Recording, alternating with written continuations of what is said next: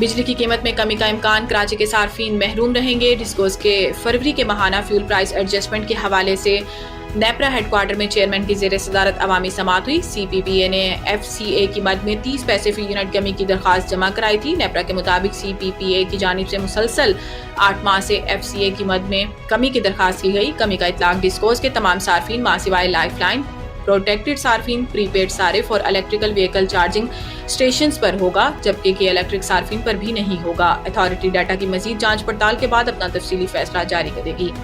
صحافی فرحان ملک کا 5 روزہ جسمانی ریمانڈ منظور۔ ایف آئی اے کے حوالے صحافی فرحان ملک کو ایف آئی اے نے آج ایک دوسرے کیس میں جوڈیشل مجسٹریٹ ملیر کی عدالت میں پیش کیا، جس دوران ایف آئی اے حکام اور فرحان ملک کے وکیل عدالت میں پیش ہوئے۔ ایف آئی اے کی جانب سے عدالت پیش کی گئی کیس ایف آئی آر میں کہا گیا ہے کہ 25 مارچ کو گلشن اقبال میں ایک کال سینٹر پر چھاپہ مار کر 2 ملزمان عاطر حسین اور حسن نجیب کو گرفتار کیا۔ ایف آئی آر میں کہا گیا ہے کہ گرفتار ملزمان غیر ملکیوں سے فراڈ میں ملوث ہیں۔ سافٹ ویئر کے ذریعے غیر ملکیوں سے ان کا خفیہ ڈیٹا حاصل کیا جا رہا تھا۔ ملزمان فراڈ اور چیٹنگ میں ملوث ہیں۔ ایف آئی اے کی ایف آئی آر کے مطابق گرفتار ملزمان نے بتایا کہ یہ کام فرحان گوہر ملک کے کہنے پر ہو رہا ہے۔ بعد ازاں عدالت نے دوسرے کیس میں فرحان ملک کو 5 روزہ جسمانی ریمانڈ پر ایف آئی اے کے حوالے کر دیا۔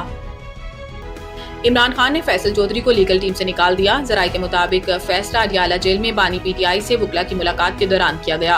جنرل سیکرٹری سلمان اکرم راجہ نے فیصل چودھری کے بیانات سے متعلق بانی پی ٹی آئی کو آگاہ کیا۔ ذرائع کا کہنا ہے کہ بانی پی ٹی آئی نے فیصل چودھری کو وکلا ٹیم سے نکالنے کی منظوری دی۔ فیصل چودھری کو پی ٹی آئی وکلا کے واٹس ایپ گروپ سے بھی نکال دیا گیا۔ ذرائع کے مطابق فیصل چودھری سے کیسز اور دیگر قانونی ذمہ داریاں واپس لے لی گئی۔ ذرائع نے مزید بتایا کہ وکلا کی ملاقات کے دوران مشال یوسفزئی کے حوالے سے بھی گفتگو ہوئی اور بشریٰ بی بی نے مشال یوسفزئی کو اگلی ملاقات میں شامل کرنے کی ہدایت کر دی۔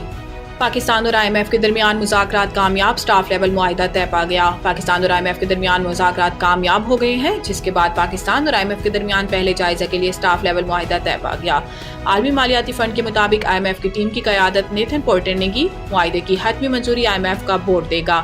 منظوری کی صورت میں پاکستان کو توسیع فنڈ فیسلٹی کے تحت $1 ارب فراہم کیے جائیں گے۔ پاکستان کو موسمیاتی تبدیلی اور آفات سے نمٹنے کے لیے 28 ماہ کی ارینجمنٹ کے تحت $1.3 ارب ملیں گے۔ پروگرام کے تحت مجموعی قرض کی رقم $2 ارب ہو جائے گی۔ یہ توسیع فنڈ فیسلٹی ارینجمنٹ 37 ماہ کے لیے ہوگا۔ وزیر خزانہ نے کہا کہ پاکستان ٹیکس، توانائی اور سرکاری اداروں سے متعلق اصلاحات پر عمل درآمد کے لیے پرعزم ہے۔